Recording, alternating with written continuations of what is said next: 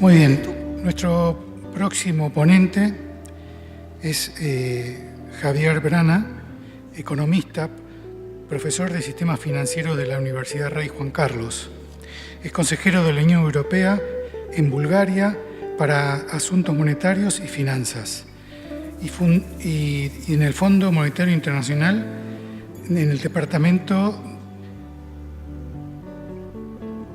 de bla bla bla, no sé por qué lo escribió él. De Asuntos Monetarios y Cambiarios.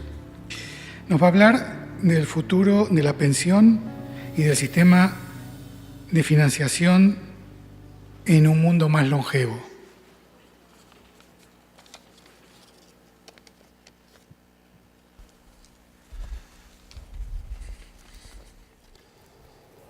Buenos días. Tenía la presentación en inglés, pero bueno, lo voy a hacer en español, no importa que la presentación la haya preparado en inglés, no creo que haya ningún problema. ¿Cómo se hace para pasar las...? Vale. Bueno, lo primero de todo quería agradecer la organización de la actividad y haberme invitado especialmente a José Luis Cordeiro y a Pérez y Arana, que han estado detrás de esto pues desde prácticamente el principio, y a todas las personas que han participado en la organización. Yo he estado trabajando como profesor en la universidad de sistema financiero desde hace pues algo así como 20 años, y también he estado trabajando en otros ambientes que me han permitido ver un poquito cómo está la cosa, ¿no? De las pensiones y las finanzas, sobre todo. Ese es un tema que yo creo que interesa a todos, que nos hace poner un poco los pies en la tierra sobre todo lo que estamos hablando ahora, ¿no? Porque todo eso tiene implicaciones, y aunque aquí lo que yo voy a hacer es coger un vector solamente de todas esas implicaciones, y hay muchísimas más, y si después hubiera espacio para las preguntas, pues podríamos entrar en muchísimas cuestiones, pero voy a hablar solamente de algo muy concreto, ¿no? De qué pasa con las pensiones. Antes, ¿cómo funciona entonces esto? A ver, ¿así? No, este no era este. Bueno, no voy a... Eso es, a ver. Vale, aquí está. No sabemos qué va a pasar en el mundo por venir, ¿no? No sabemos, pero parece que todo apunta a que va a haber un incremento de la longevidad. Yo no sé cuánto va a ser ese incremento de la longevidad, ¿no? Voy a ver unas transparencias que he traído, las vamos a ver a continuación, y yo no sé si va a ser el huge increase que he puesto ahí o va a ser menos huge ese increase, ¿no? Es decir, que no lo sé, ¿no? Es decir, si vamos a hablar de inmortalidad técnica, como dicen algunos, si vamos a hablar simplemente de un incremento grande de la longevidad, como dice, por ejemplo, María Blasco, ¿no? Hasta los 120 o 130 años en ese libro que publicó recientemente, pero lo que está claro es que va a haber un incremento de la longevidad. Eso parece que está fuera de toda duda.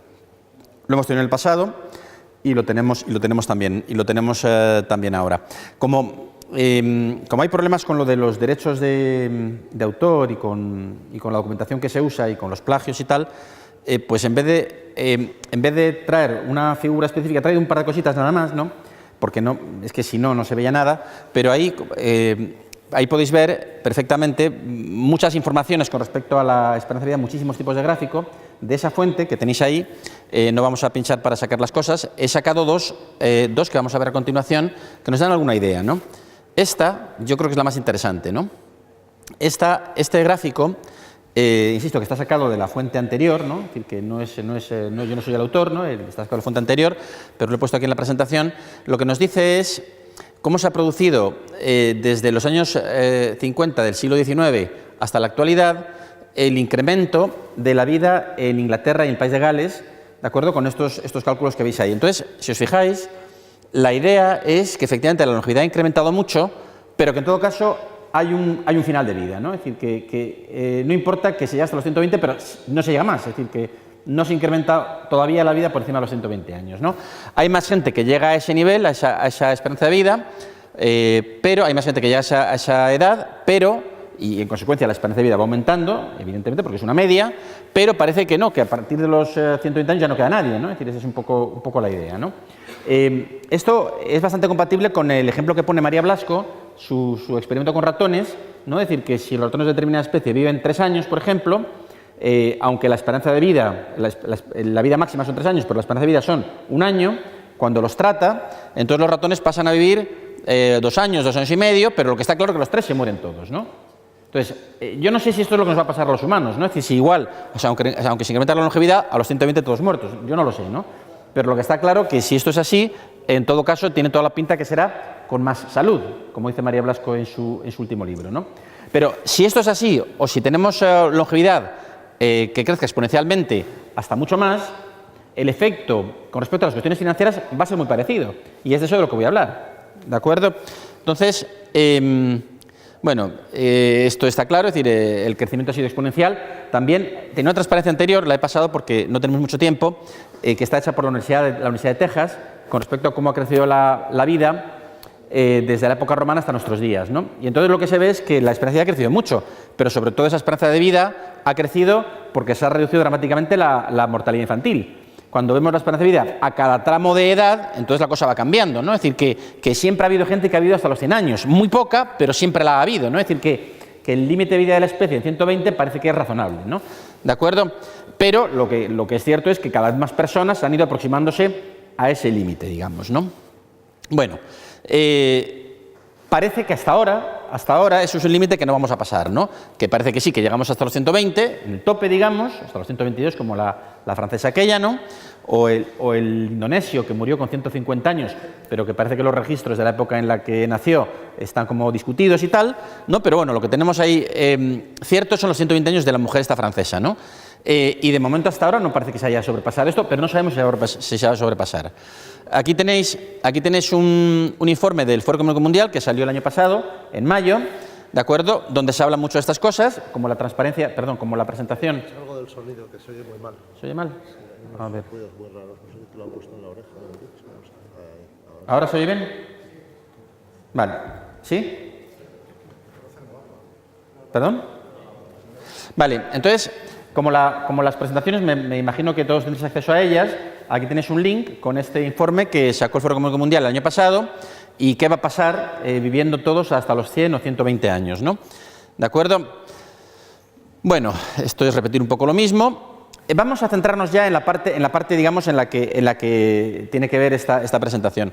¿Qué pasa con el sistema de pensiones, ¿no? En concreto, ¿qué pasa con el sistema de pensiones? Sabéis que existen 2 procedimientos para pensiones básicos, que son el sistema que se fundamenta en la solidaridad intergeneracional, lo que en España, que es el que utilizamos en España básicamente, que se suele conocer como sistema de reparto. Es decir, las personas que están activas hoy pagan las pensiones de las personas que están retiradas hoy. Esa es un poco la idea básica, aunque después tiene muchísimos matices. Y después tenemos un sistema que está basado en la responsabilidad individual, ¿no? Cada uno ahorra para el futuro, ¿no? Esa es un poco la idea. Digamos, hay 1000 matices con respecto a todo esto, ¿no? Es decir, pero básicamente serían los dos puntos, digamos, en ese margen en el que después las combinaciones son múltiples. Lo que está claro que con el sistema de solidaridad intergeneracional, que es el que utilizamos en España ahora, tenemos que calcular, eso se puede calcular, tenemos la información, lo decía el profesor Carmona antes, con bastante claridad, es decir, que si incrementa la renta, se incrementa la renta y se puede incrementar y depende de cómo se distribuya, habrá más, pero lo que está claro que es mejor que se incremente, ¿no? Es decir, que parece que con respecto a eso no hay dudas, ¿no? Bueno, hay que tener en cuenta cuál es la riqueza que una sociedad es capaz de generar en un periodo de tiempo. Lo que no tiene sentido es plantearse niveles de consumo por encima de la riqueza generada. Eso no funciona, eso puede funcionar en un corto periodo de tiempo y en un contexto en el que existen otros contextos distintos de los cuales nos podemos nutrir, ¿no? Por ejemplo, deuda de otras partes, ¿no? Es decir, podemos tener un poco más de gasto a cambio de generar deuda, pero de generar deuda que naturalmente alguien tiene que tener, ¿no? Alguien tiene que tener y en consecuencia hacerse cargo de ello, ¿no? Bueno, ¿cuál es la riqueza que una sociedad genera en un periodo de tiempo? La riqueza real, ¿no? Un grupo de personas estamos ahora trabajando en una redefinición de la forma de medir la riqueza en sustitución del caduco PIB que inventó Kuznets hace apenas 90 años y que ya se ha quedado muy atrás, ¿no? Luego hay una cuestión que también hay que plantearse, que es qué parte de la riqueza desea la sociedad transferir a los que están retirados. ¿Cuánto? ¿El 50%, el 30%, el 22%, el 15%? Pues eso tendría que decirlo a la sociedad, ¿no? ¿Cuánto desea transferir? En España, por ejemplo, el artículo 128.1 de la Constitución dice claramente que la riqueza nacional está sometida al interés general. Otra cosa que uno quiera formar parte de esa nación y se vaya a otro sitio, pero eso es lo que dice nuestra Constitución en su artículo 128.1, ¿no? Entonces, a lo mejor las pensiones tienen que ser de 1.000, de 2.000, vamos a hablar en términos de dinero de hoy, ¿no? De 1.000 euros en media, de 2.000 en media, 7.000 en media, 25.000 en media, bueno, lo que sea, ¿no? Lo que sea tiene que ser dentro de la riqueza que se es capaz de generar, ¿no? Más de eso, esa pensión es insostenible. ¿Cuánta riqueza se genera y cuánto se desea transferir a los que cobran esa pensión, ¿no? Uy. Entonces, luego el cálculo incluye el número de personas que están retiradas hoy. Este cálculo del número de personas que están retiradas hoy, eso el operador político lo puede alterar. Es decir, por ejemplo, ahora solamente consideran retiradas a partir de los 70 años, ahora a partir de los 80, ahora a partir de los 90. El operador político decide eso, ¿no? El operador político, que en el caso de una democracia, pues normalmente son todos los que juegan ese juego político y que votan unos a otros en función de sus programas electorales, que después casi nunca nadie cumple, pero bueno. Y luego el algoritmo de reparto. Elaboramos un algoritmo y decimos, se reparte de tal manera, ¿no? El algoritmo puede incluir que se aporta más, que se paga más dinero a las personas, por ejemplo, que han cotizado más, ¿no? Entonces, eso es un algoritmo de reparto, ¿no? O el algoritmo de reparto puede incluir que las personas que hoy están cotizando no tienen tope para la cotización, sino que cotizan en función de lo que ganan. En España existe un tope hoy, pero los nuevos presupuestos se quieren cambiar. Bueno, eso es un debate que existe en todas partes, ¿no? Hay tope, no hay tope y demás, ¿no? Porque dices, si yo voy a tener una pensión máxima limitada a un tope, ¿por qué si gano mucho voy a tener que pagar más de lo que me correspondería cobrar, ¿no? Es un debate que está bastante abierto, ¿no? O sea, el algoritmo, ¿no? Esas son las tres variables: número de personas, cantidad de riqueza que se quiere tirar y cantidad de riqueza generada, y el algoritmo. Bueno, este sistema es estable siempre, porque en cada momento la sociedad puede decidir cuánto es lo que quiere transferir a las personas mayores, y ya está. Y en cada momento la sociedad puede decir cuándo una persona se considera mayor o cuándo no. Claro, no tiene nada que ver tener, por ejemplo, hoy 60 años con tener 60 años hace 50. Y no tiene nada que ver trabajar en la universidad como trabajo yo, que es un trabajo intelectual, pero que físicamente no supone un cansancio enorme, con el que trabaja en una mina, ¿no? Es que son cosas distintas, ¿no? No tiene que ver una cosa con la otra. Mi gran maestro, don Manuel Varela Parache, con 84 años, poco antes de fallecer, todavía seguía dando sus clases en el CEU. Es decir, todavía las seguía dando con toda tranquilidad y además maravillosas clases en el CEU que daba don Manuel Varela Parache. Tuve el honor de tener como profesor en el doctorado en la Complutense, ¿no? Con 84 años daba sus clases todavía. Es decir, claro, porque dar clases no es lo mismo que picar piedra, ¿no? Son cosas distintas, ¿no? Entonces, esas son cosas que se tienen que determinar también, ¿no? Bueno, este sistema es estable siempre. Pero claro, es estable siempre con la condición de que lo que se va a aportar a lo mejor no llega a cubrir las necesidades que se consideren básicas. Ejemplo, cuando fui consejero de la Unión Europea en Bulgaria, 3 años, del 2001 al 2004, teníamos uno de los muchos problemas que había, era que las personas que estaban retiradas cobraban pensiones, ¿verdad?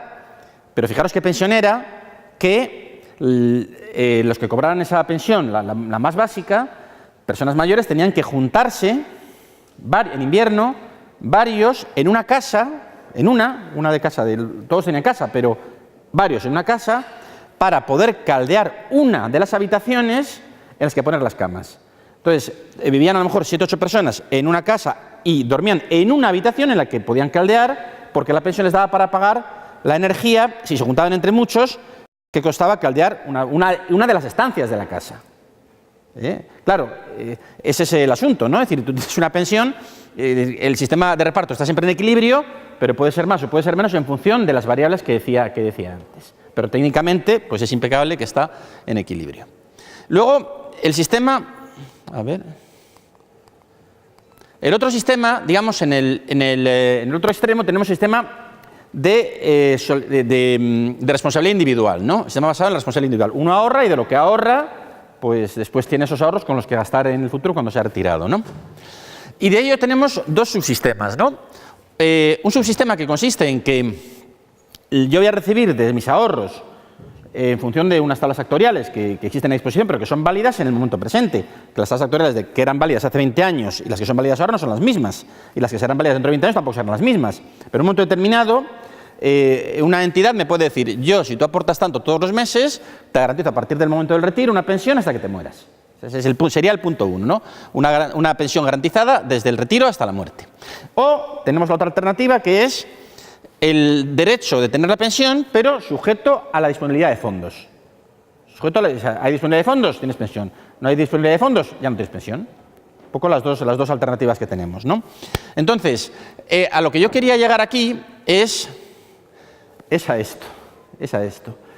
Tenemos el problema grave con los sistemas de capitalización personal, los sistemas de responsabilidad individual, y es que si existe un incremento sustancial de la longevidad, de una forma o de otra no va a haber fondos para pagar las pensiones en el caso de la responsabilidad individual.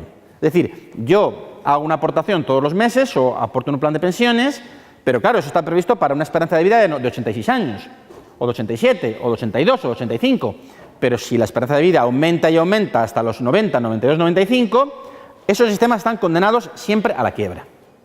Esa es la cuestión. ¿De acuerdo? Entonces, a mí de nada me vale, por ejemplo, ahora ha salido una sentencia del Supremo diciendo que los bancos tienen que pagar no sé qué. Hace no mucho salió una sentencia que yo comento mucho en mis clases en la universidad, de que las cláusulas suelo eran trampa, que no se podía dar cláusulas suelo. Y tampoco podía haber préstamos multidivisa, ¿no? Bueno, pues vale, es decir, que son más elementos que restan autonomía para que uno decida qué es lo que quiere y qué es lo que no quiere.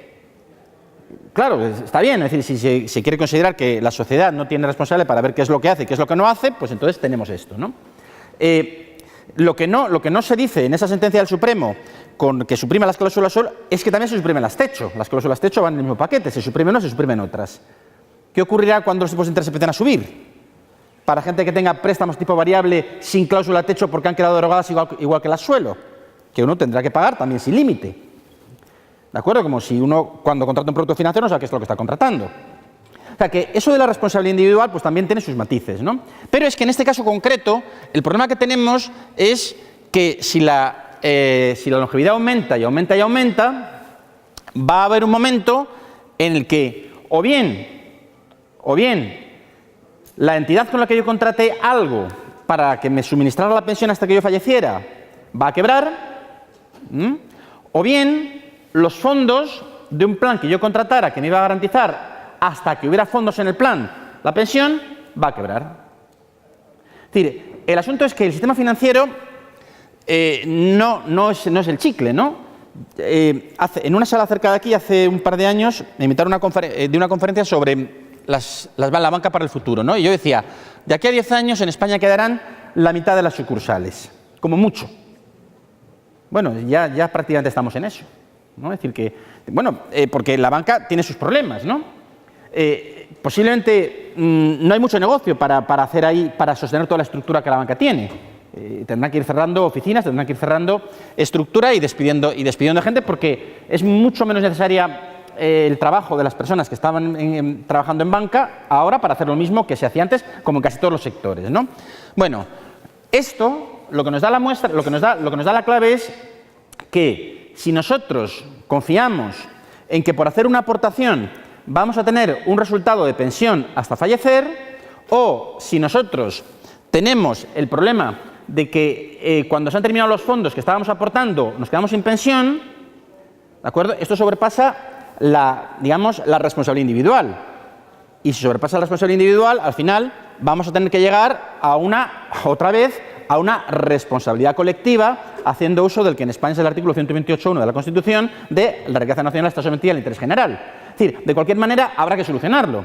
Porque si pasamos por el primer sistema de pensión garantizada hasta la muerte, lo que vamos a hacer es, en el camino para intentar recuperar toda esa pensión, hacer quebrar las entidades con las que hayamos contratado esos sistemas, y no es que quiebran, no nos van a poder dar nada, pero si estamos en el segundo sistema el dinero que vamos a recibir como pensión está sujeto a los fondos que hayamos aportado, cuando tengamos a partir de una eternidad tampoco va a haber fondos ya, pues eso tiene que ser una responsabilidad colectiva, una responsabilidad no individual sino colectiva. En el primer caso, previa destrucción del sistema financiero, nos lo cargamos, eso puede afectar a muchas otras variables, no solamente al sistema de pensiones. Y en el segundo caso, no nos lo cargamos, pero en cualquiera de los casos hay que proveer una solución más allá de la responsabilidad individual. Esto es todo. Muchas gracias.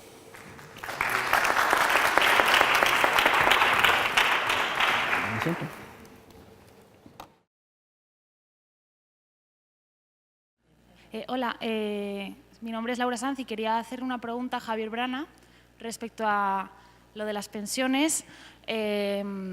Si llegásemos a eliminar el envejecimiento, quizá las personas podrían seguir trabajando y no harían falta pensiones, ¿no? podría ser una solución a... O sea, me parece muy difícil que lleguemos a vivir mucho más estando deteriorados. O sea, creo que llegar a 130 años y estar mal es difícil porque, o sea, la gente se muere porque está muy mal y se deteriora. Entonces, que creo que es un poco incompatible el hecho de que vivamos mal, o sea, de que vivamos más años y sigamos estando deteriorados. Me parece muy difícil. No sé si me he explicado. O sea, trabajar hasta el final de tu vida útil como ser humano, ¿no? Sí. Eso es lo que quieres decir. Pasa que son diferentes los debates, ¿no? Porque lo que dice María Blasco es que viviremos, pero dentro de lo que ella llama el health span, ¿no? Viviremos, pero sanos, ¿no? Claro, yo creo que esa es la cuestión clave, porque yo no he entrado aquí a valorar eso, pero hay una parte absolutamente crucial en el gasto público, en el sistema de seguridad social en sentido amplio, que es el coste de la sanidad. Porque el coste de la sanidad, sobre todo, se gasta en las personas que están a 10 años de morir, ¿no? Es decir, el coste sanitario es muchísimo más pequeño para las personas que están en plenitud, ¿no? Entonces, efectivamente, si se incrementa la longevidad en esos términos que tú mencionas, de que el deterioro va a ser grande, etcétera, pues entonces no solamente va a haber ese gasto en pensiones posiblemente inasumible si es que la de jubilación se ha mantenido donde se ha mantenido, pero también va a haber un gasto sanitario que posiblemente va a ser infinitamente mayor que el propio gasto en pensiones como tal, ¿no? Y luego, con respecto a lo de plantearse seguir trabajando o no, pero seguir trabajando en qué, ¿no? Porque algunas de las presentaciones anteriores, la que nos hablaba de igual a elevado a x, ¿no? La crecimiento exponencial, que había un punto donde se producía el corte y se estaba por debajo, por encima de la curva, es que yo no sé hasta qué punto lo que hacemos los humanos va a seguir siendo tan necesario en los términos en los que lo es actualmente dentro de 5 o dentro de 20 años. Es decir, hay un profesor de la Universidad de Harvard que ya menciona, se llama Sunil algo, no recuerdo el apellido, dio una conferencia aquí en Madrid en la Fundación Rafael del Pino hace 2 o 3 años y ya hablaba de que prácticamente el 80, el 90, el 95% de los trabajos iban a desaparecer o iba a quedar las personas que se dedican a ello menguadas en un 90% en 5 o en 10 años, ¿no? Es decir, yo no sé realmente lo de seguir trabajando, pero seguir trabajando ¿para qué? Para no estar aburrido, esa es la pregunta. O sea, yo sigo trabajando para hacer algo en lo que no me aburra, ¿no? O sea, no lo sé. Si estamos muy deteriorados, yo no sé si a la gente le interesa tanto seguir viva para estar deteriorada. Es decir, yo no sé si eso es una cosa que a la gente le interese tanto. Pero estamos vivos para estar sanos y en plenitud, pues posiblemente mucha gente sí compraría ese mensaje, ¿no? Vivos, pero para estar sanos y en plenitud. ¿Pero para hacer qué, no? ¿Para hacer qué? Pues con los avances que se están produciendo, yo tengo la sensación de que se está despegando ya la productividad de la persona, ¿no? Hasta hace tiempo uno decía, bueno, puede incrementar las pensiones porque puede incrementarse la productividad, por ejemplo, ¿no? Entonces, con menos personas se hace más, se crea más riqueza, pero hay más para repartir. Pero es que el problema ya se está separando la productividad de la persona, ¿no? Antes alguien nos decía, Rafa me parece que nos decía antes, que ya Metro de Madrid funciona todo por inteligencia artificial. Entonces, claro, si hay una sola persona que la controla, no se puede decir que toda la productividad del transporte de metro se tenga que asociar a esa persona que está gestionando en último extremo si hay alguna incidencia, ¿no? Sino que ya la productividad de que podamos desplazarnos en Madrid en el metro, como yo utilizo constantemente el metro, funciona muy bien, ya no depende de las personas que lo llevan. Si ya posiblemente no tendría ni por qué haber conductores en los metros, ni por qué haber personas que... Posiblemente, pero si ya en vez de haber 1 millón de personas trabajando, hay medio millón, o hay 100.000, o hay 10.000, o hay 1.000, cuando ya queden 100 trabajando, ¿se puede atribuir toda la riqueza generada como productividad de esos 100? Pues yo tengo mis dudas, ¿no? Es decir, que yo creo que el gran problema de la humanidad va a ser no aburrirse, ¿no? No aburrirse porque posiblemente poco de lo que hagan sea directamente útil para los demás, ¿no? Pero bueno, yo creo que ese es otro debate que excede bastante el contexto de las pensiones del que yo había hablado. No lo rehuyo, no lo rehuyo, pero tampoco soy experto. Gracias.